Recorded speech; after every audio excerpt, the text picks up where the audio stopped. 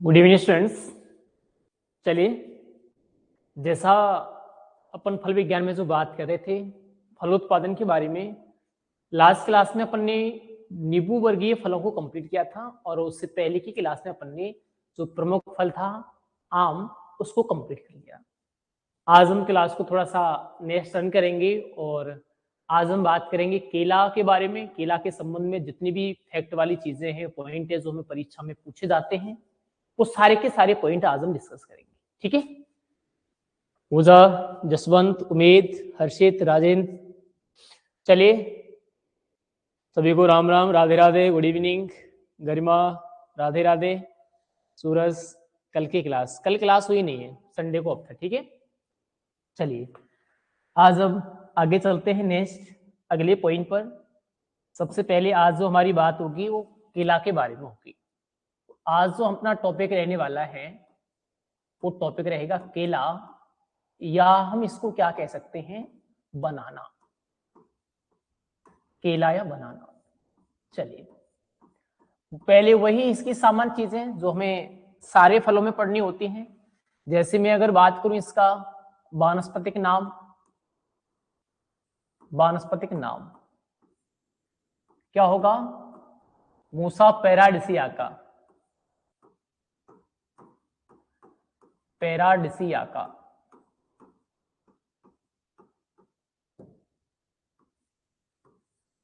वहीं अगर मैं बात करूं दूसरे पॉइंट पर, कुल, और किस कुल का पादप है ये? तो म्यूजेसी कुल का पादप है, म्यूजेसी। अगर मान लो हम उत्पत्ति के संबंध में बात करें, उत्पत्ति कहां से हुई है, तो हम कह सकते हैं पनामा, या मैं सीधा सीधा कह सकता हूं इंडिया या भारत। भारत और मलाया, मलाया से इसकी उत्पत्ति मानी गई है। नेक्स्ट हम और भी कुछ इंपोर्टेंट बातें करें इसके संबंध में, जैसे में प्रश्न पूछा जाएगा यहाँ जनरल सा, फल प्रकार। बेसिकली हमने पढ़ लिया है फल प्रकार पहले भी हमने एक बार। क्या होगा? सरस या बेरी होगा, सरस या बेरी। नेक्स्ट में अगर बात करूं इसका खाने योग्य भाग, खाने योग्य भाग, तो इसको हम क्या कहेंगे? बेसिकली अब वो केला के आपको बताए ऊपर क्या पाया जाता है? छिलका होता है। ऊपर के छिलके को हम हटा देते हैं, बाकी अंदर के जितने भी भाग हैं उन भागों को खा लेते हैं। अब अंदर जितने क्या, दो ही भाग बचेंगे हमारे, एक तो मेसोकार्प और एक कौन सा? एंडोकार्प। तो मैं कह सकता हूं इसका कौन सा भाग खाया जाता है? तो इसका एंडोमीजोकार्प खाया जाता है। इसका खाए जाने वाला भाग क्या होगा? एंडोमीजोकार्प होगा। ठीक है, इसके बाद में नेक्स्ट चलूं तो एक सवाल हमें यहां से भी पूछ लेगा कि इसका जो पुष्पक्रम है, पुष्पक्रम, उसे क्या कहा जाता है? तो जनरली आप याद रखना, इसके पुष्पक्रम को हम बोलते हैं स्पेडिक्स।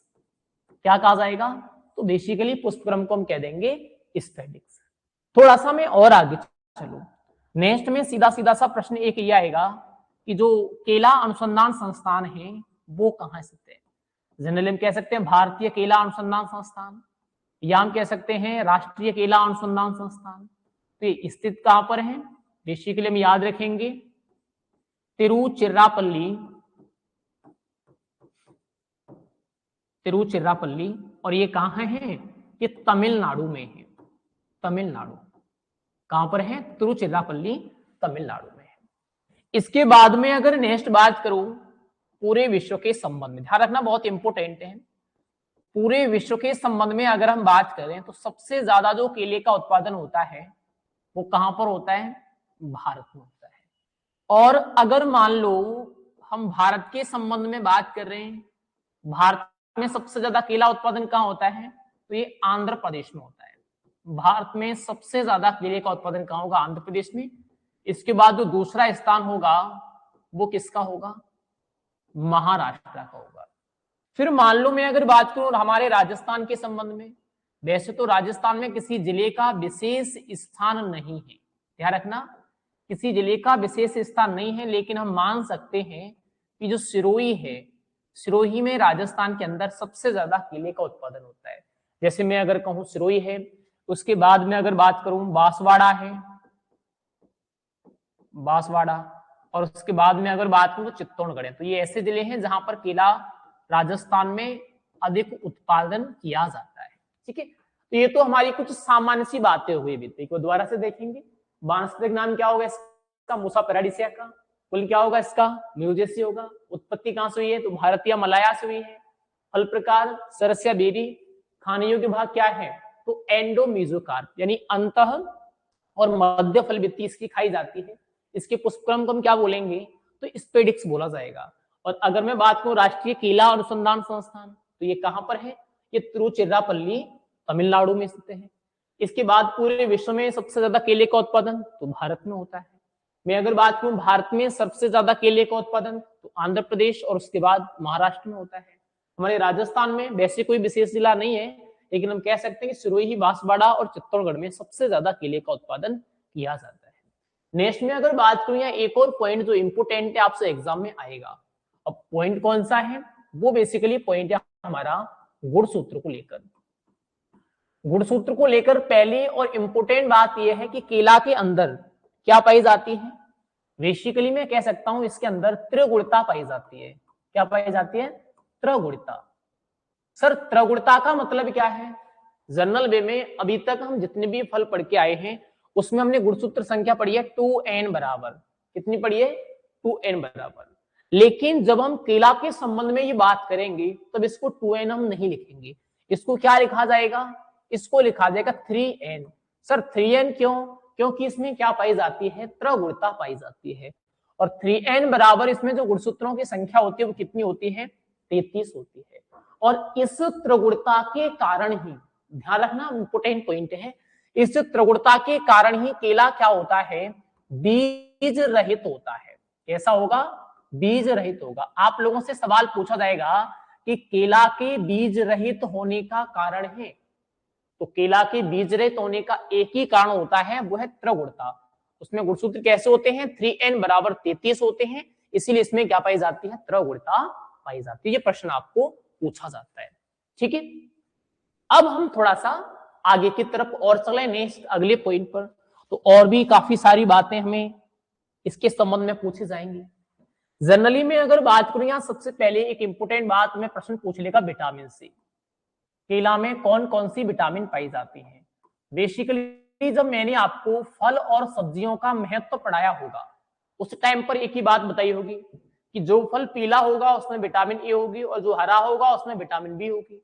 अब केला दोनों तरीके का होता है, पकने के बाद पीला हो जाता है और वैसे हरा होता है, और ये खट्टा होता नहीं है, तो विटामिन सी इसके अंदर होगी नहीं। तो कौन कौन सी विटामिन होंगी इसके अंदर? ऑब्वियसली मैं कह सकता हूं कि इसके अंदर विटामिन ए और बी पाई जाती है। केला में कौन कौन सी विटामिन होंगी? तो विटामिन ए और बी होगी।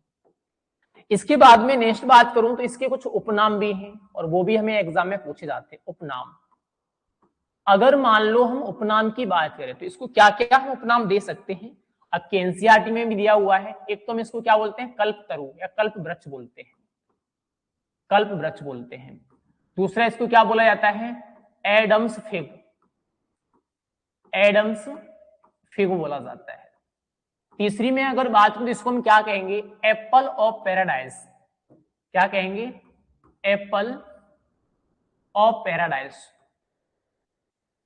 Apple of paradise. ठीक है, ये क्या हो गए? ये उसके कुछ नाम हो गए जो आप लोगों से पूछे जाएंगे। एनसीईआरटी में भी तीनों नाम इंक्लूड हैं, तो आपसे पूछा जा सकता है कि किस फल वृक्ष को एप्पल ऑफ पैराडाइज कहा जाता है, किस फल वृक्ष को कल्प वृक्ष कहते हैं, किस फल वृक्ष को एडम्स फिग कहते हैं। कोई सा भी नाम आपको पूछा जा सकता है। इसके बाद मान लो नेक्स्ट में अगर बात करूं कि जो केला है इसका उपयोग हम कहां कहां करते हैं। जनरली अगर मान लो हम उपयोग के संबंध में बात करें, काफी इंपोर्टेंट पॉइंट में यहां से बन सकता है। एक तो हमें पता है इसका उपयोग हम फल के रूप में करते हैं, केला का उपयोग, ये तो सभी को पता है, हम फलों में पढ़ रहे हैं। दूसरा हम किस रूप में करते हैं? सब्जी के रूप में भी करते हैं। फल और सब्जी दो रूपों में तो किया ही जाता है, लेकिन इसके अलावा इसका जो उपयोग है, एक तो हम आटा बनाने में करते हैं, अगर मैं बात करूं तो हम चॉकलेट बनाने में करते हैं, चॉकलेट। एक अगर बात करूं तो हम फिग बनाने में करते हैं। आटा है, चॉकलेट है, फिग है, इसको बनाने में भी हम किसका उपयोग करते हैं, तो बेसिकली हम कहेंगे कि केला का उपयोग किया जाता है। आपसे प्रश्न एग्जाम में पूछा जा सकता है। ठीक है, तो फल और सब्जी तो हो गया, इसके अलावा आटा, चॉकलेट और फेक, ये भी हम केला से बनाते हैं। नेक्स्ट में थोड़ा सा और आगे की तरफ चलूं तो एक इंपोर्टेंट पॉइंट में पूछा जाता है, एक इंपोर्टेंट पॉइंट पूछा जाएगा कि केले का भूमिगत तना क्या कहलाता है, भूमिगत तना। ठीक है, और एक में अगर बात करूं तो एक में प्रश्न पूछा जाएगा केले का ऊपरी तना क्या कहलाता है। अब जनरली मैं आपको बता दूं, केले का वृक्ष हम लोगों ने सभी ने देखा है, केले का जो पादप होता है इस तरीके का होता है, ऐसे। अब ये तो केले का ऊपर का भाग हो गया। ठीक है, अब कुछ भाग इसके नीचे भी होता है, जो इसके नीचे जड़ वाला भाग होगा। ठीक है, तो एक तो इसका भाग नीचे जमीन के अंदर होता है और एक इसका भाग जमीन के ऊपर होता है। ठीक है, इंपोर्टेंट बात यह है कि जो जमीन के ऊपर वाला भाग है वो इसका सत्य तना नहीं है। इसका जो सत्य तना है वो कौन सा है, वो जमीन के अंदर वाला भाग है। और जमीन के अंदर वाले भाग को क्या कहा जाता है, सत्य तना कहा जाता है। क्या कहा जाता है, सत्य तना कहा जाता है, जिसको हम बोलते हैं राइजोम। क्या बोला जाता है, सत्य तना, या हम इसको क्या बोलेंगे, राइजोम बोलेंगे। वहीं अगर मैं बात करूं भूमि के जो ऊपर का भाग है, ये वाला भाग, ये वाला जो तना है, इसको क्या बोला जाता है, इसको बेसिकली हम बोलते हैं स्यूडो राइजोम। क्या बोलते हैं, स्यूडो राइजोम बोलते हैं। प्रश्न आपको कैसे पूछा जाएगा, आपके एनसीईआरटी में भी दिया हुआ है, लास्ट में जो महत्वपूर्ण प्रश्न है उनमें प्रश्न सीधा सीधा यह आएगा कि केले का भूमिगत तना कहलाता है, क्या कहलाएगा, सत्य तना, या जिसको राइजोम कहेंगे। आपसे प्रश्न पूछा जाए कि केले का ऊपरी भाग क्या कहलाता है, वानस्पतिक भाग, तो इसको हम क्या कहेंगे, स्यूडो राइजोम, या हम क्या कह सकते हैं, या फिर हम इसको कह सकते हैं असत्य तना। क्या कह सकते हैं, असत्य तना कह सकते हैं। तो ऑब्वियसली हम कहेंगे इसको असत्य तना, या हम इसको क्या कहेंगे, स्यूडो राइजोम कहेंगे। ये प्रश्न भी आपको पूछा जा सकता है। नेक्स्ट मान लो मैं अगर जलवायु की बात करूं तो एक तो मैं सीधी सीधी कह सकता हूं कैसी जलवायु का पादप है, ठंडी जलवायु का पादप है।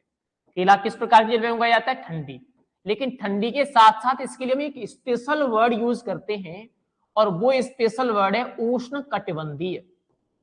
कैसी जलवायु का पादप है, ठंडी, लेकिन इसको कौन सा वर्ड हम यूज करेंगे इसके लिए, उष्ण कटिबंधीय शब्द यूज करेंगे।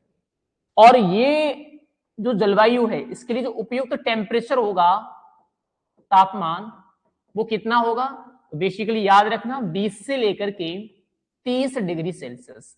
केला के लिए उपयुक्त तापमान 20 से 30 डिग्री सेल्सियस। एक और इंपोर्टेंट बात हम याद रखेंगे, केला क्या होता है, पाले के प्रति संवेदनशील होता है। क्या होता है, पाले के प्रति संवेदनशील होता है, संवेदनशील। मैंने पहले भी एक बार आपको बताया होगा कि जिन पादपों के पत्ते बड़े आकार के होते हैं वो सारे के सारे पादप पाले के प्रति सेंसिटिव होते हैं। सेंसिटिव का मतलब कि अगर हल्का सा भी पाला पड़ा तो उनमें हानि होने की, नुकसान होने की संभावना होती है। तो ऑब्वियसली मैं कहूंगा कि केला क्या है, पाले के प्रति संवेदनशील है। सर और कौन सा पादप होता है, तो पपीता का पादप है, वो भी क्या होता है, पाले के प्रति संवेदनशील होता है। दो पौधे आपके फल वृक्षों में सबसे इंपोर्टेंट हैं जो पाले के प्रति संवेदनशील है, केला, और उसके बाद में अगर बात करूं तो पपीता। ठीक है, इसके बाद हम थोड़ा सा और आगे चलते हैं नेक्स्ट अगले पॉइंट पर। हाँ उमेश, स्यूडोराइजम बिल्कुल सही था। नेक्स्ट में अगर और बात करूं तो आगे में पॉइंट पूछा जाता है केला में, वो पॉइंट पूछा जाएगा प्रवर्धन, और ये बहुत इंपोर्टेंट पॉइंट है, प्रवर्धन। अब अगर मान लो हम केला के प्रवर्धन के संबंध में बात कर रहे हैं तो कैसे कैसे में सवाल यहां से पूछा जा सकता है प्रवर्धन के संबंध में। केले का प्रवर्धन बेसिकली होता किसके द्वारा है, तो एक तो हम सीधा जवाब देते हैं कि सर इसका प्रवर्धन सकर्ष द्वारा होता है। एक तो हमारे पास सीधा जवाब है कि किसके द्वारा होगा, सकर्ष द्वारा होगा। या फिर मैं क्या कहूंगा, या फिर मैं कहूंगा ऊतक संवर्धन द्वारा होगा। केले का प्रवर्धन किसके द्वारा होता है, सकर्ष द्वारा, या किसके द्वारा होगा, ऊतक संवर्धन। अब इस प्रश्न में आपको डाउट कैसे पैदा करेगा, आपसे प्रश्न पूछ लेगा कि केले के प्रवर्धन की आधुनिक या नवीनतम विधि कौन सी है। आधुनिक या नवीनतम आपसे पूछा जाए तब कौन सी हो जाएगी, ऊतक संवर्धन हो जाएगी। अगर केवल इतना सा प्रश्न पूछ ले कि केले का प्रवर्धन किस विधि द्वारा किया जाता है, तब हमारा आंसर क्या हो जाएगा, केवल और केवल सकर्ष हो जाएगा। अगर इतना सा प्रश्न पूछा जाए कि केले का प्रवर्धन किस विधि द्वारा, तो अब केवल और केवल हम क्या लिखेंगे, सकर्ष लिखेंगे। ठीक है, अब अगर हम इन सकर्ष की बात करें तो बेसिकली आप लोग याद रखोगे ये जो सकर्ष हैं ये दो प्रकार की होती है। कितने प्रकार की होंगी, दो प्रकार की। अब यहां थोड़ा सा ध्यान रखेंगे अपन, एक को तो हम क्या कहते हैं, एक को हम कहते हैं तलवार सकर्ष, तलवार, या हम इसको क्या कह सकते हैं, स्वार सकर्ष। एक को क्या कहा जाता है, तलवार या स्वार सकर्ष कहा जाता है। पहले हम इनकी विशेषता जान लेते हैं, तलवार या स्वार सकर्ष क्या होती है। अब तलवार से ही आपको पता चल गया होगा, तलवार कैसी होती है, लंबी ज्यादा होती है, चौड़ी कम होती है। यानी तो मैं अगर बात करूं ये कैसी सकर्ष होती हैं, ये अधिक लंबाई वाली, कैसी होती हैं, अधिक लंबाई वाली व पतली सकर्ष होती हैं। अधिक लंबाई व पतली सकर्ष है, ये क्या है, अधिक लंबी और पतली सकर्ष होती है। दूसरी बात यह है कि इन सकर्ष की जो लंबाई होती है, इनकी जो लंबाई होगी वो कितनी होगी, 45 से लेकर के 60 सेंटीमीटर होती है। इन सकर्ष की लंबाई कितनी होगी, 45 से 60 सेंटीमीटर। इन सकर्ष का जो रोपण किया जाता है, रोपण खेत में जो लगाई जाती हैं वो 3 से लेकर के 4 माह की आयु पर लगाई जाती है। रोपण कितनी आयु पर होगा, 3 से 4 माह की आयु पर होगा। इन सकर्ष में जो फलन होता है, ध्यान रखना इंपोर्टेंट है, फलन, फल जो आएंगे इन सकर्ष में वो कब आएंगे, वो आएंगे इनमें आपके 11 माह में। 11 माह, 11 माह में ये सकर्ष क्या देने लग जाती हैं, फल देने लग जाते हैं। ठीक है, ये तो बात होगी हमारी तलवार सकर्ष यानी जो पतली सकर्ष होती है उनकी। एक सकर्ष कैसे होंगी, एक सकर्ष होंगी चौड़ी। अब मान लो हम इनके बारे में बात करें, दूसरा पॉइंट क्या आ गया, और इनको हम बोलते हैं बाटर सकर्ष। क्या बोला जाता है, बाटर सकर्ष बोला जाता है। जनरली अगर मान लो हम बाटर सकर्ष की बात करें तो इससे कैसे कैसे प्रश्न पुटअप होगा। सबसे पहली बात ये कैसी होती है, ये चौड़ी पत्ती वाली सकर्ष होती है। कैसी हैं, चौड़ी पत्ती वाली सकर्ष, चौड़ी पत्ती वाली सकर्ष है।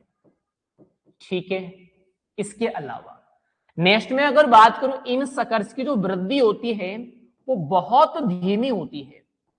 वृद्धि कैसी होगी, इनकी वृद्धि बहुत धीमी होगी। उसके बाद में अगर बात करूं, इन सकर्ष में जो फलन होता है वो कितने दिन में होता है, 15 माह में होता है। इन सकर्ष में फल कितने दिन बाद आएंगे, तो 15 माह बाद आएंगे। ठीक है, अब ये तो कहानी हमारी इनकी हो गई जनरल वे में। ठीक है, आपसे प्रश्न क्या पूछा जाएगा कि केले के प्रवर्धन हेतु उत्तम सकर्ष मानी जाती है। अब उत्तम सकर्ष किसको मानोगे, 15 माह वाली को मानोगे या 11 माह वाली को, तो 11 माह वाली को मानेंगे तो किसको माना जाता है उत्तम, बेसिकली तलवार सकर्ष या स्वार सकर्ष को उत्तम माना जाता है। और फिर यहां से मैं एक प्रश्न और पूछेगा कि प्रवर्धन के लिए जो उपयुक्त सकर्ष होती है इसका वजन कितना होता है, वजन। अब जनरल में फिर आप याद रखना जो सकर्ष का वजन होगा वो कितना होगा, 500 से लेकर के 750 ग्राम होगा। कितना होगा, 500 से 750 ग्राम। तो ये सवाल भी फिर आपको पूछा जाएगा कि केले की प्रवर्धन हेतु उपयुक्त सकर्ष का वजन होता है तो कितना होगा, 500 से लेकर के 700 ग्राम होगा। सकर्ष निकलते कहां से हैं, तो जो भी केले का पौधा होगा उसके तने के बिल्कुल पास में से क्या निकलती हैं, सकर्ष निकलती है। जैसे मान लो जमीन पे ये केले का पौधा उगा हुआ है, अब इसके बिल्कुल पास में यहां बहुत सारी क्या निकलती हैं, इसकी सकर्ष निकली हुई होती है। ये होती है इसकी सकर्ष। इसको आप हटा करके नए स्थान पर लगा दोगे तो क्या बन जाएगा, नया पौधा बन जाएगा। तो ये कहानी हो गई इसके प्रवर्धन की। ठीक है, यहां से आपको कोई सा भी प्रश्न पूछा जा सकता है परीक्षा में। अगर हम ऊतक संवर्धन की बात करें तो इसके संबंध में भी एक पॉइंट याद रखना। पॉइंट क्या है, एक तो ऊतक संवर्धन के द्वारा हम क्या करते हैं, वायरस मुक्त पौधे तैयार करते हैं। वायरस मुक्त, आपसे प्रश्न ऐसे पूछा जाए कि केले में वायरस मुक्त पौधे तैयार करने की विधि है तो ऊतक संवर्धन है।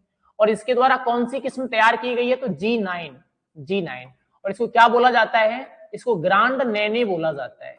G9 को हम क्या बोलते हैं, ग्रांड नैनी बोलते हैं। तो ओबिसिलियम कह सकते हैं कि इसकी जो प्रचलित किस्में जो उत्तक संवर्धन के द्वारा तैयार की गई है वो कौन सी है, G9 या ग्रांड नेन है। ये सवाल भी आपको पूछा जा सकता है।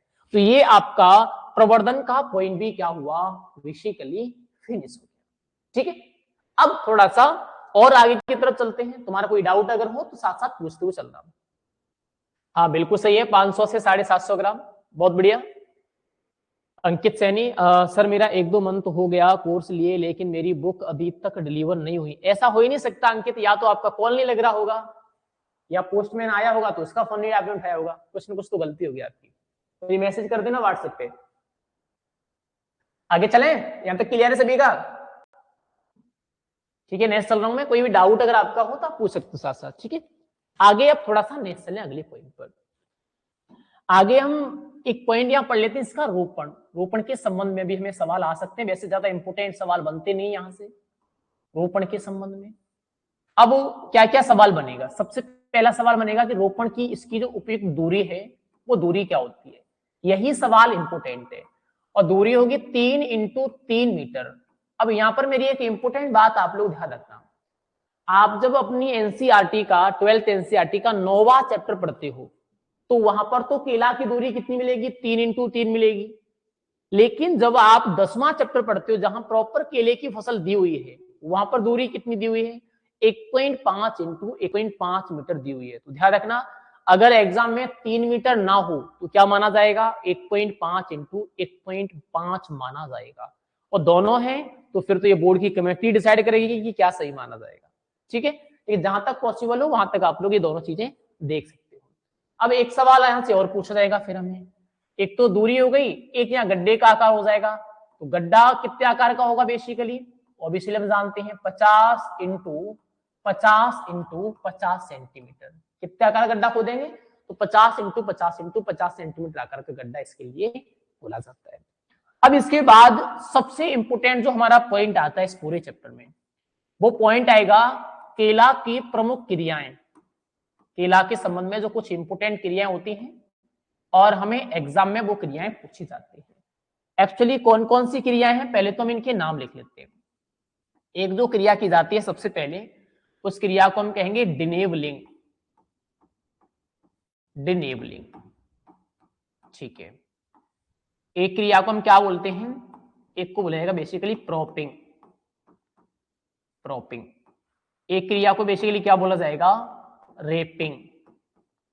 एक क्रिया को हम बेसिकली क्या कहेंगे, मेटोकिंग। मेटोकिंग। और एक और क्रिया हम यहां ले सकते हैं डीसकरिंग। डीसकरिंग। ये प्रमुख क्रियाएं हैं जो केला के अंदर होती हैं और इस सभी से हमें प्रश्न एग्जाम में पूछा जाता है। अब बारी बारी करके हम सारी क्रियाओं को यहाँ पे समझ लेते हैं। पहले जनरली देखो, मान लो ये कोई केले का पादप है, ठीक है, ये केले का पादप हो गया। अब केले के पादप में जो फूल लगते हैं, फल लगते हैं, वो ऐसे गुच्छे के रूप में लगते हैं। ऐसे करके, ऐसे करके क्या बनता है, एक गुच्छा बनते हुए आता है ऐसे करके, ठीक है। अब इस गुच्छे के लास्ट में, इस गुच्छे में लास्ट में क्या होता है, एक लाल रंग का भाग होता है, लाल रंग का, इस तरीके का, इस तरीके का एक लाल रंग का भाग होता है। जहां भी आपने केले का पौधा देखा हो ऐसे गुच्छ होगा, उसमें जाकर के आप लोग देख सकते हो। 13 फरवरी से हो पेपर शुरू हो रहे हैं। चलो जो भी आपकी पर्सनल बात है वो बाद में करना, ठीक है। जनरली अब अगर मैं यहां बात करूं तो ये जो भाग है, ये भाग क्या होता है केला में, ये नर भाग होता है। ये क्या है, नर भाग, ठीक है। अब अगर मैं इस नर भाग की बात करूं, इस नर भाग को हम क्या करते हैं, जैसे ही हमारे केले में फुटान चालू हो जाती है, यानी फल विकसित होना चालू हो जाते हैं इसमें, वैसे ही हम इसको क्या कर देते हैं, यहां से काट करके अलग कर देते हैं। और इस नर भाग को काट करके अलग करने की क्रिया क्या कहलाती है, डिनेबलिंग कहलाती है, ठीक है। तो मैं यहां क्या लिख सकता हूं, मैं यहां सीधा सीधा लिख सकता हूं, नर भाग को अलग करना। केले में नर भाग को अलग करना क्या कहलाता है, वो कहलाएगा डिनेबलिंग, ठीक है। तो हम कह सकते हैं यहां नर भाग को अलग करने की क्रिया क्या कहलाती है, डिनेबलिंग कहलाती है। एक तो हमने ये पढ़ लिया, ठीक है। अब दूसरी क्रिया को हम देख लेते हैं। दूसरी क्रिया क्या है? प्रोपिंग। इसके बारे में शायद आप लोग पहले से जानते होंगे, गन्ना में आप लोगों ने पढ़ी होगी, लेकिन वहां थोड़ी सी अलग होती है। जैसे मान लो ये केले का पौधा है, वही चीज चलेगी हमारी। अब मान लो ये इसका पुष्प गुच्छ है। आप लोगों ने देखा होगा केले का जो पुष्प गुच्छ होता है, जो फलों का गुच्छा होता है, इसका वजन क्या होता है? बहुत होता है। वजन बहुत होता है तो कई बार ऐसा भी हो सकता है कि ये जमीन पर गिर जाए, ऐसा होता है। तो हम इसको जमीन पर गिरने से बचाने के लिए क्या करते हैं? लकड़ी का सहारा देते हैं। मान लो यहां हमने क्या बांध दी? एक लकड़ी लगा दी या और बड़ी लकड़ी लगा दी, तो इसको जो पुष्प गुच्छ को हम क्या देंगे? सहारा देंगे। और ये पुष्प गुच्छ को सहारा देने की क्रिया क्या कहलाती है? प्रोपिंग कहलाती है, ठीक है। तो हम क्या लिख सकते हैं? हम लिख सकते हैं सीधा सीधा केले में पुष्प गुच्छ को सहारा देना। पुष्प गुच्छ को सहारा देना क्या कहलाता है? तो बेसिकली ये कहलाएगा प्रोपिंग। इसके बाद चलते हैं नेक्स्ट पॉइंट पर। नेक्स्ट पॉइंट क्या है? रेपिंग। अब रेपिंग क्या होता है? देखो कई बार ये जो केले में जो फल निकलते हैं वो बाहर निकलते हैं, बाहर होते हैं। बाहर होते हैं तो कई बार इनको तापमान से भी बचाना होता है। जब गर्मी पड़ती है तब तापमान से बचाना होता है, कीटों से भी बचाना होता है। बहुत सारे कीट इसके ऊपर आकर के लग जाते हैं, तो इसलिए हम क्या कर देते हैं? इसको कपड़े की सहायता से या किसी वस्त्र की सहायता से इसको ढक देते हैं। इसको क्या कर देते हैं? इसको ढक देते हैं। तो केले का जो पुष्प गुच्छ है उसको ढकने की जो क्रिया है वो क्या कहलाती है? तो वो क्रिया कहलाएगी बेसिकली रेपिंग। तो हम यहाँ क्या लिख सकते हैं? बेसिकली हम लिखेंगे पुष्प गुच्छ को ढकना। पुष्प गुच्छ को ढकना क्या कहलाता है? ढकना, या मैं कह सकता हूं आवृत करना। आवृत, आवृत का मतलब कोई भी सहारा हो सकता है, किसी भी सहारे के द्वारा हम इसको ढक सकते हैं। आवृत करना क्या कहलाएगा? तो ये कहलाएगा सीधा सीधा रेपिंग। एक पॉइंट फिर क्या है? मेटोकिंग। अब मेटोकिंग क्या होती है? फॉर एग्जाम्पल मान लो केला में हमने फल ले लिए, इस पादप ने क्या दे दिए? फल दे दिए। अब आपको एक बात तो पता ही होगी कि केला का जो पौधा है वो ऐसा होता है जो जीवन काल में एक बार फल देता है। जीवन काल में एक बार फल देता है। आप केला के संबंध में एक बात याद रखना, केला कैसा पौधा है जो अपने पूरे जीवन काल में केवल और केवल एक ही बार फल देता है। अब एक ही बार फल देगा तो मान लो ये हमारा पौधा है, ठीक है, ये पौधा है हमारा। इस पौधे से हमने ये जो पुष्पक्रम था वो पक गया, वो काट लिया। अब ऐसा तो नहीं कि इसको ही काटेंगे, तो हम क्या करते हैं? पूरे के पूरे पादप को कुछ ऊंचाई से उड़ा देते हैं। इस ऊंचाई से हमने क्या किया? पूरे के पूरे पादप को उड़ा दिया। जब हमने तने को इस प्रकार से काटा तो काटने की जो क्रिया है इस तने को, वो काटने की क्रिया क्या कहलाएगी? मेटोकिंग कहलाएगी। कई बार परीक्षाओं में प्रश्न पूछा गया है, ठीक है। तो हम ऑब्वियसली हम क्या कहेंगे? हम सीधा सीधा कहेंगे केले के तने को, केले के तने को भूमि से कुछ ऊंचाई पर, भूमि से कुछ ऊंचाई पर काटने की क्रिया। ऐसा नहीं है कि जमीन के बिल्कुल पास से काटें, भूमि से कुछ ऊंचाई पर काटेंगे और वो काटने की क्रिया क्या कहलाएगी? मेटोकिंग कहलाएगी। और ध्यान रखना, अगर ऊंचाई आपसे पूछ ले कितनी ऊंचाई पर काटते हैं, तो ऐसा माना जाता है कि लगभग 1.8 मीटर की ऊंचाई से काटते हैं। कितनी ऊंचाई से काटा जाएगा? लगभग 1.8 मीटर की ऊंचाई से काटा जाता है। फिर हमारी नेक्स्ट क्रिया क्या है? नेक्स्ट क्रिया है अपनी डीसकरिंग। अब डीसकरिंग क्या होगी? थोड़ा सा इसके बारे में भी देख लेते हैं। डीसकरिंग, अब देखो वैसे तो नाम से स्पष्ट है, डी का मतलब होता है हटाना, सकरिंग का मतलब सकर्स। फॉर एग्जाम्पल केले का पौधा है इस तरीके से। अब ये केले का पौधा, ठीक है, केले के पौधे में क्या निकली होती हैं? सकर्स निकली होती हैं इस तरीके से। मान लो ये सकर्स निकली हुई है, ठीक है, ऐसे। अब ये जो सकर्स निकली हुई हैं इनमें से हम क्या करते हैं? किसी एक सकर्स को छोड़ देते हैं, क्योंकि एक स्थान पर एक ही पौधा विकसित होगा। तो एक सकर्ष को हम छोड़ देंगे और बाकी सभी सकर्ष को क्या कर देंगे, हटा देंगे या नष्ट कर देंगे। तो इन सकर्ष को हटाने, अनावश्यक जो सकर्ष होते हैं उनको हटाने या नष्ट करने की क्रिया क्या कहलाती है, डी सकरिंग कहलाती है। तो पहला पॉइंट तो यहां से में ये पूछा जाएगा कि केले में अनावश्यक सकर्ष को हटाना क्या कहलाता है। तो बेसिकली मैं यहां बता दूं, अनावश्यक सकर्ष को हटाना, सकर्ष को हटाना, केला में अनावश्यक सकर्ष को हटाना क्या कहलाएगा, डी सकरिंग कहलाएगी।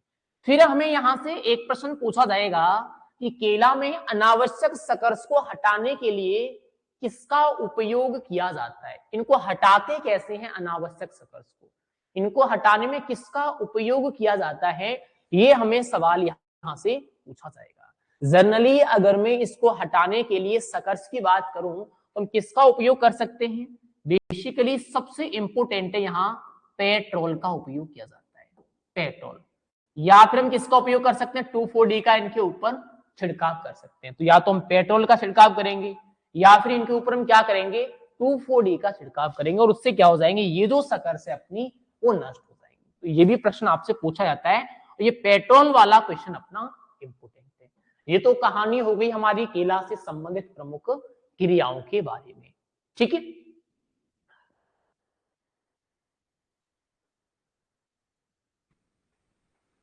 एग्जाम बाद में दे देना। अरे आपस में बातें क्यों करते हो, 12वीं की बुक नहीं मिलती, 12th वालों को बुक नहीं मिलती है, ठीक है, जो जेट और सीयूटी वाले हैं, सुपरवाइजर वाले, उन्हीं को बुक मिलती है। ठीक है भाई, क्लियर है यहां तक, मुझे बता दो किसी कोई डाउट हो तो, यहां तक अगर कोई डाउट है आपका तो बता सकते हो आप। पवन सर आज आपके हिमायर ऐप से कॉल आया था नोट्स का, कहा कि व्हाट्सएप पर नोट्स भेज देंगे। नहीं नहीं, हमारे यहाँ से कोई कॉल नहीं आया होगा व्हाट्सएप पर भेजने के लिए। राजेश, क्या क्वेश्चन था आपका?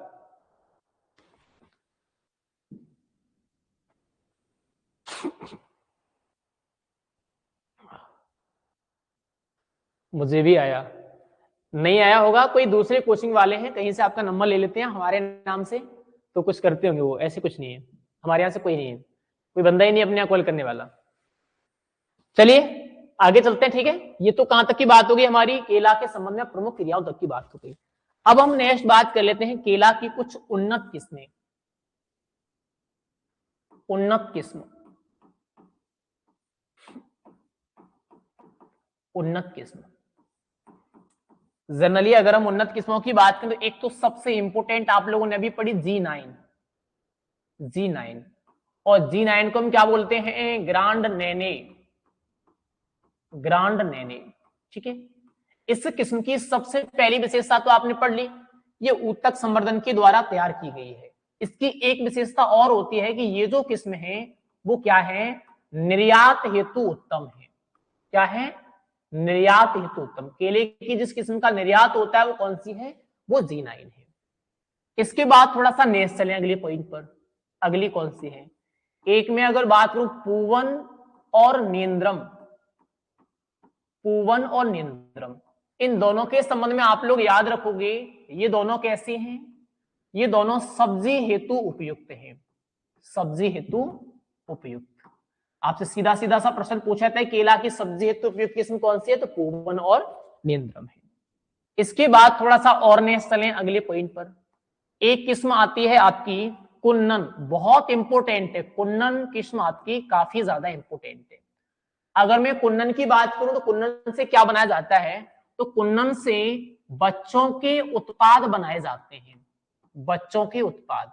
अगर आपसे सवाल ये पूछा जाए कि केला की बच्चों के उत्पाद बनाने हेतु उपयुक्त किस्म कौन सी है, तो फिर वो कौन सी हो जाएगी, वो कुन्नन हो जाएगी। इसके बाद में थोड़ा सा और नेक्स्ट चलूं अगले पॉइंट पर, एक आता है कारपुरावल्ली, कारपुरावल्ली। अगर मान लो मैं कारपुरावल्ली की बात करूं तो कारपुरावल्ली कैसी है, ये केला की सबसे मीठी किस्म है, सबसे मीठी किस्म है, ठीक है। इसके बाद में अगर बात करूं ड्वार्फ कैवेंडिस, ड्वार्फ कैवेंडिस, ये कैसी होती है, ये पनामा बेल्ट के प्रति प्रतिरोधी होती है, इसके साथ में पूवन है, वो भी पनामा बेल्ट के प्रति प्रतिरोधी होती है, पनामा बेल्ट प्रतिरोधी होती है, पनामा बेल्ट प्रतिरोधी होती है। एक में अगर बात करूं ये कौन सी होती है तुम्हारी, एक CO फर्स्ट भी होती है जो नई किस्म है, एक कौन सी है, एक यहाँ CO फर्स्ट भी है। एक में अगर बात करूं तो हवी छाल है, हवी छाल।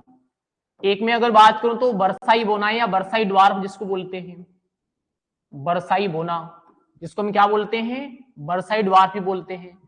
एक में अगर बात करूं तो एक आती है लाल केला, लाल केला के नाम से भी एक किस्म आती है जो आपकी एनसीईआरटी में दी हुई है। ठीक है, तो ये कुछ आपकी इंपोर्टेंट किस्म हो गई। इसके अलावा अगर और भी लिखना चाहो, इसमें एक रस थाली भी आती है, रस थाली, ये भी आपकी किस्म है जो आपको सिलेबस में दी हुई है। ठीक है, इसके बाद में अगर बात करूं तो एक और आप नोट कर सकते हो, हिल बनाना, हिल बनाना।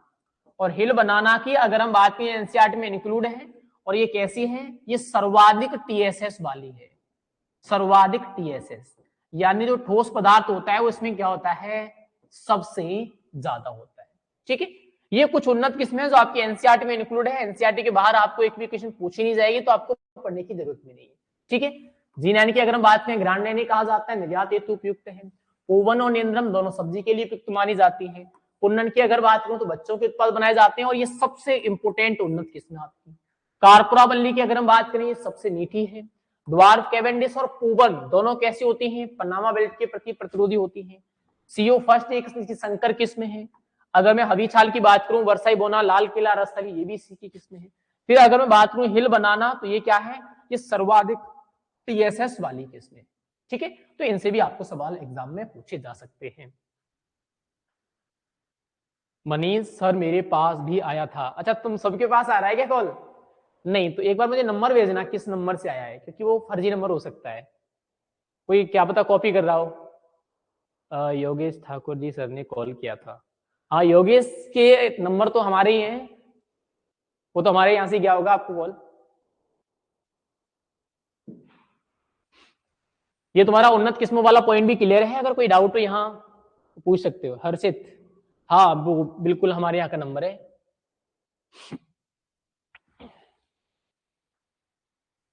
मुस्कान क्लियर है।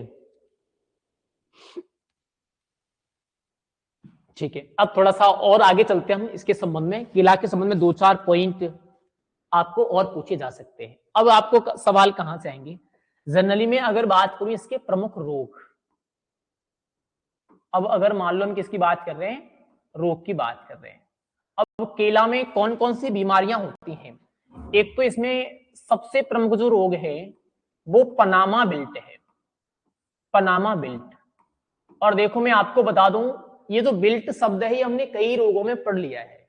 बिल्ट का मतलब क्या होता है, सूखा, या हम इसको क्या बोल सकते हैं, उकठा बोल सकते हैं। तो बिल्ट है, उकठा है, सूखा है, एक ही बात है। फसलों में हमने कई जगह इसको पढ़ा है, बेसिकली जितने भी हमारे मसाले होते हैं उनमें हम पढ़ते हैं। कपास में मिलानी के नाम से हम इस रोग को पढ़ते हैं।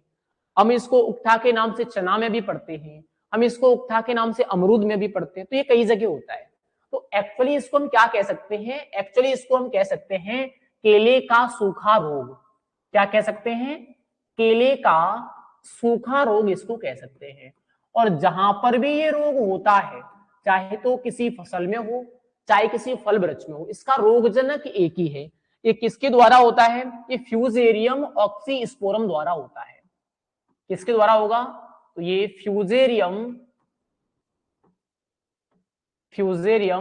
ऑक्सीस्पोरम नामक कवक के द्वारा होता है। फ्यूजेरियम ऑक्सीस्पोरम कवक द्वारा होता है। ठीक है, कवक द्वारा होता है। एक आपकी एनसीईआरटी में सबसे लास्ट में प्रश्न दिया हुआ है कि केले में सर्वाधिक हानि किस रोग में होती है, या केले का सबसे प्रमुख रोग कौन सा है। तो ध्यान रखना ये क्या है, केले का सबसे प्रमुख रोग है, प्रमुख रोग। या मैं बात करूं इस रोग में केले में क्या होती है, सर्वाधिक हानि होती है। और ये इंपोर्टेंट इसलिए है क्योंकि आपकी एनसीईआरटी में ये दिया हुआ है लास्ट में। ठीक है, तो केले का सबसे प्रमुख रोग है और इसमें क्या होता है, सबसे ज्यादा हानि होती है। इसके बाद में नेक्स्ट चलूं अगले पॉइंट पर। अगला कौन सा है, एक रोग आता है इसमें बंची टॉप। क्या आता है, बंची टॉप। अब बंची टॉप में होता क्या है, बेसिकली केला का जो हमारा पेड़ है वो ऊपर बढ़ेगा, ऊपर बढ़ने के बाद उसकी जो पत्तियां हैं वो उल्टी ऊपर की तरफ वृद्धि कर जाएंगी और एक क्या हो जाएगा, गुच्छा बन जाएगा, उसको हम बोलेंगे बंची टॉप। और बंची टॉप की अगर बात करूं तो सबसे इंपोर्टेंट बात इसमें ये है कि ये वायरस जनित रोग है। क्या है, ये वायरस जनित रोग है। और जितने भी हमारे वायरस जनित रोग होते हैं उनमें हमें पूछा क्या जाता है, उनमें हमें वाहक पूछा जाता है, ये कभी भूल मत जाना आप। अगर हम इसके वाहक के संबंध में बात करें तो केला में जो इस रोग का वाहक होता है वो क्या होगा, वो एफिड होगा। केला में बंची टॉप रोग का वाहक क्या होता है, तो एफिड होता है। इसके अलावा एक रोग हमारा और है जो कि इंपोर्टेंट है, वो रोग है हमारा सिगाटोका। सिगाटोका। अब इसमें मैं आपको केवल एक ही चीज बता दूं जो आपको पूछी जाती है परीक्षा में, आपसे केवल इतना सा प्रश्न पूछा जाता है कि सिगाटोका रोग में केले के पादप का कौन सा भाग प्रभावित होता है, या सिगाटोका रोग का संक्रमण कौन से भागों पर होता है। तो ध्यान रखना, इस रोग में केले की पत्तियां प्रभावित होती हैं, यानी मैं कह सकता हूं कि पत्तियों में होने वाला रोग है, पत्तियों में होने वाला रोग है। आपसे प्रश्न पूछा जाएगा कि केले के किस रोग में पादप की पत्तियां प्रभावित होती हैं, तो कौन सा रोग हो जाएगा, वो रोग हो जाएगा सिगाटोका। और सबसे इंपोर्टेंट रोग कौन सा है, सबसे इंपोर्टेंट है अपना पनामा विल्ट। अब मान लो हमें कीट की पूछ ली, तो कीट एक तो आपके सामने आ गया, सबसे इंपोर्टेंट कीट कौन सा है, सबसे इंपोर्टेंट कीट इसमें एफिड है, जो इसमें क्या करता है, विषाणु गुच्छा रोग का जो संचरण है वो करवाता है। इसके बाद एक दो प्रश्न हमें और बन सकते हैं केला के संबंध में, वो कौन कौन से क्वेश्चन बनेंगे, थोड़ा सा उनको भी देख लेते हैं। जनरली एक में प्रश्न ये पूछा जाएगा कि केला में जो परिपक्वता होती है, परिपक्वता, उसका सूचक क्या होता है, हम कैसे मानते हैं कि केले के जो फल हैं वो तोड़ने लायक हो गए हैं, कैसे मानेंगे। तो ये हम किसके द्वारा मानते हैं, ये मानते हैं 3/4 कोणता के आधार पर, 3/4 कोणता के आधार पर। अब इसको थोड़ा सा समझेंगे। जनरली अगर आपने केले का कच्चा फल देखा हो, केले का कच्चा फल अगर आपने देखा होगा तो कच्चे फल में क्या होता है, इस तरीके से 3-4 एंगल बने हुए होते हैं। क्या होगा, 3-4 एंगल इस तरीके से बने हुए होंगे, 3-4 गांठ है, बिल्कुल 3-4 किनारे हमें स्पष्ट दिखाई देते हैं। तो जब तक किनारे हमें बिल्कुल चौकोर या अलग दिखाई दे रहे हैं तब तक तो केला है कच्चा। जब ये किनारे बिल्कुल गायब हो जाते हैं, बिल्कुल गोल दिखाई देते हैं, तब केले को क्या माना जाता है, परिपक्व माना जाता है। तो हम कह सकते हैं कि जब केला के जो किनारे हैं, किनारे कैसे हो जाते हैं, गोल हो जाते हैं, तब केले को क्या माना जाएगा, परिपक्व माना जाएगा। ठीक है, तो किनारे कैसे होने चाहिए, गोल। अब मार्केट में भी केला खरीदने जाते होंगे, कई बार जल्दबाजी में हम क्या करते हैं, हरे रंग के या ऐसे केले उठा के ले आते हैं जिनके किनारे हमें स्पष्ट दिखाई देते हैं। ये 101% श्योर है कि जिनके किनारे हमें स्पष्ट दिखाई देंगे वो केला कैसा होगा, कच्चा होगा। और जो किनारे में बिल्कुल भी दिखाई नहीं देंगे, पूरा गोल होगा, वो कैसा होगा, वो पका हुआ होगा। तो आज के बाद जब आप मार्केट में भी जाओगे तो केले की पहचान करने का एक तरीका आप लोगों के पास हो गया। ठीक है, इसके बाद में और क्या प्रश्न में आ सकता है, बेसिकली में प्रश्न पूछा जाता है कि केला में फल पकाने के लिए किसका उपयोग किया जाता है, फल पकाने के लिए। तो बेसिकली आपको पता है किसका उपयोग करते हैं, ईथरेल का उपयोग करते हैं। किसका उपयोग करेंगे, ईथरेल। और कितनी मात्रा का उपयोग करते हैं तो आपको पहले से पता है, 500 से लेकर के 1000 ppm। ईथरेल की कितनी मात्रा का उपयोग करेंगे, 500 से लेकर के 1000 ppm मात्रा का जो उपयोग है वो किया जाता है। इसके अलावा इसमें हम सोडियम हाइड्रोक्साइड का भी उपयोग करते हैं, बहुत इंपोर्टेंट पॉइंट है। ईथरेल के साथ में किसका उपयोग किया जाता है, NaOH। और NaOH को हम क्या बोलते हैं, सोडियम हाइड्रोक्साइड बोलते हैं। आप लोगों से प्रश्न भी पूछा जाएगा कि केला के फलों को पकाने के लिए ईथरेल के साथ में किसका उपयोग करते हैं, तो सोडियम हाइड्रोक्साइड का जो उपयोग है वो किया जाता है, या हम क्या कहेंगे कि NaOH का उपयोग किया जाता है। ठीक है, ये केला के संबंध में जो भी आपकी कहानी थी, सारी की सारी कहानी कंप्लीट हो गई। एक बार मैं दोबारा से सारी चीजें आपको रिवाइज करा दूं, अगर कोई पॉइंट आपके समझ में नहीं आया हो तो आप साथ साथ पूछते चल सकते हो। सबसे पहले वैज्ञानिक नाम पढ़ा, मूसा पेराडिसे का। कुल न्यूजेसी, उत्पत्ति कहां से हुई है, भारत या मलाया।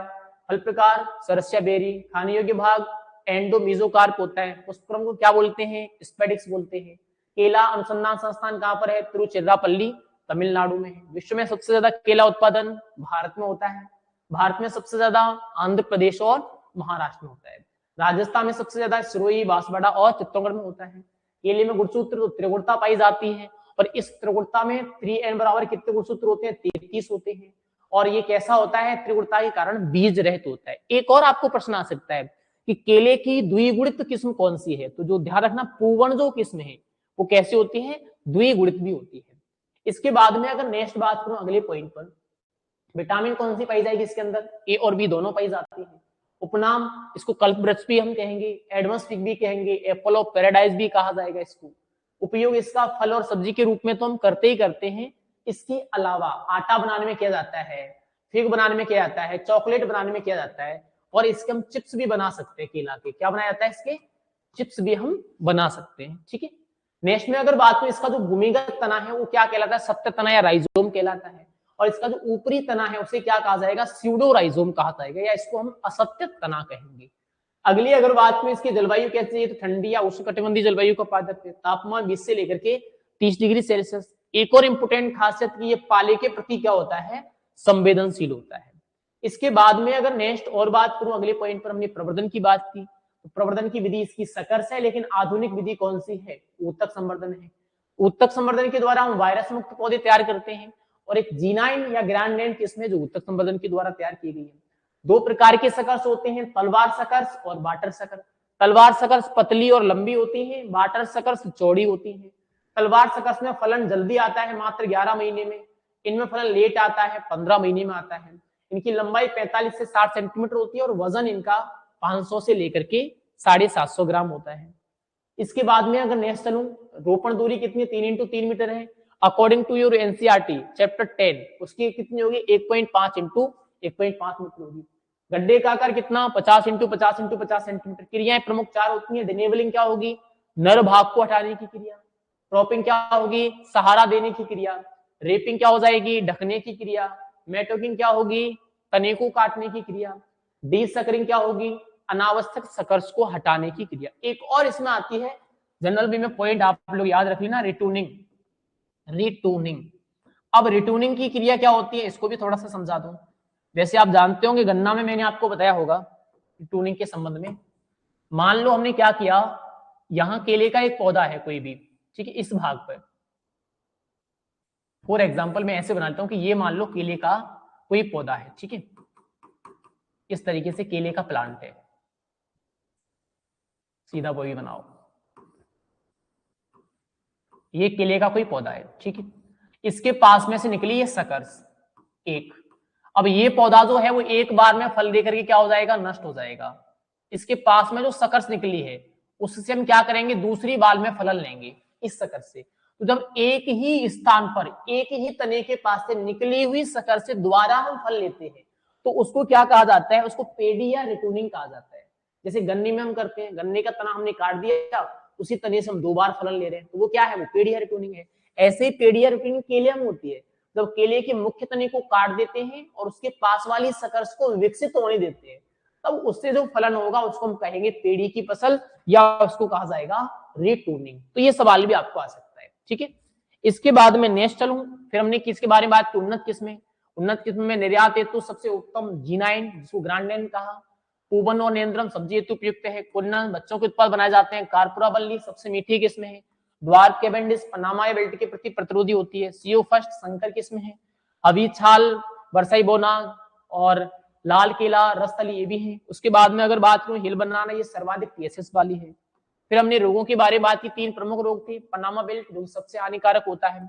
बंचिटो वायरस जनित रोग है, जिसका वाग क्या होगा, एफिड होगा। और उसके बाद सिगाटो का, ये पत्तियों को हानि पहुंचाने वाला रोग है। फिर हमने किसके बारे में बात की, परिपक्वता, 3/4 कोणता के द्वारा करते हैं, जब किनारे बिल्कुल हमें गोल और स्पष्ट दिखाई नहीं देते हैं, ठीक है। फल पकने की किसका उपयोग करते हैं? इथेनॉल का। कितनी मात्रा? 500 से 1000 ppm। और इसके साथ में क्या मिलाते हैं? NaOH या सोडियम हाइड्रोक्साइड मिलाया जाता है। ये आपका पूरा चैप्टर हो गया बिल्कुल कंप्लीट।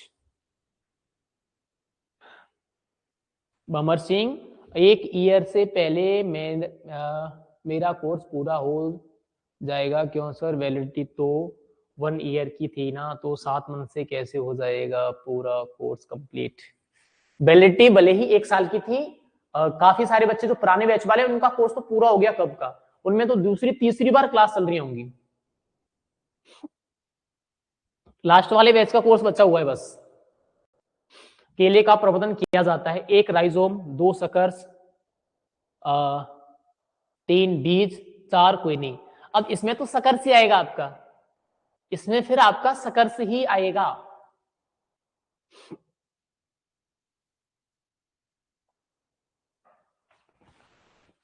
राइजोम मैंने आपको बता दिया, राइजोम क्या है? केले का भूमिगत तना होता है, जो भूमि के अंदर होता है। 2 पार्ट मैंने आपको बताया अभी। जैसे मान लो एक तो केला यहां ऊपर वाला भाग है ऐसे करके, अब जो ऊपर वाला भाग है ये यहां से ऊपर का भाग, इसको हम क्या बोलते हैं? स्यूडोराइजोम। इसको क्या बोलेंगे? स्यूडोराइजोम या असत्य तना बोलेंगे, स्यूडोराइजोम। ठीक है। और इसके नीचे का जो भाग होगा, नीचे जो जड़ वाला भाग, इसको हम क्या बोलेंगे? इसको बोलेंगे राइजोम। राइजोम तो इसको बोला जाएगा। और फिर जो कर्तने निकलेंगी, ये वाली कर्तने, इनको बोलेंगे हम सकर्स। इनको क्या बोलेंगे? सकर्स बोलेंगे, कर्तने। और इसका प्रवर्धन किसके द्वारा होता है? कर्तनों के द्वारा ही तो होता है, तो ये तो ऑब्वियसली बात है, सकर्स के द्वारा। सर आप भरतपुर या धौलपुर में रहते हो क्या? हाँ मैं धौलपुर ही रहता हूँ। 1 जनवरी से वाले बच्चों का कोर्स। हर्षित तुम्हारा कोर्स तो कंप्लीटेड 12th वालों का। तो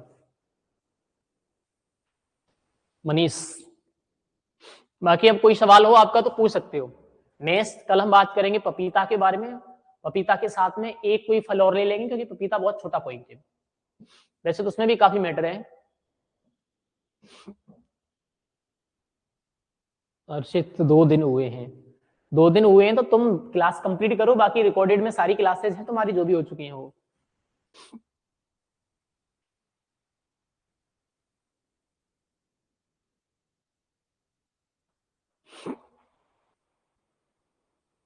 ऊपरी भूस्तरीय हो तो, अब देखो वो ऊपरी भूस्तरीय और वो अलग अलग प्रकार होते हैं। वो पुदीना और दूब घास 2 उदाहरण लेके आप समझ सकते हो। देखो ऊपरी भूस्थारी होते हैं स्टोलन, जैसे कोई तना अगर ऐसे बढ़ता है, ऐसे बढ़ के ऐसे बढ़ता है, ऐसे बढ़ के ऐसे बढ़ता है, ऐसे बढ़ के ऐसे बढ़ता है, तब वो होता है ऊपरी भूस्थारी। और दूब घास कैसे बढ़ती है? भूमि के अंदर ऐसे, फिर यहां से ऐसे, फिर यहां से ऐसे, फिर यहां से ऐसे।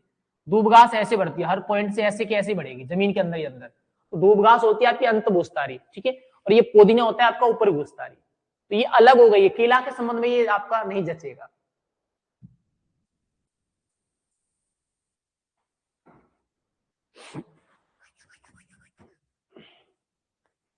हर्षित, अरे अब तुम्हें 1 शॉट क्लास करनी है केवल, एक दिन में 5 क्लास देख लोगे तो भी फिनिश हो जाएगी।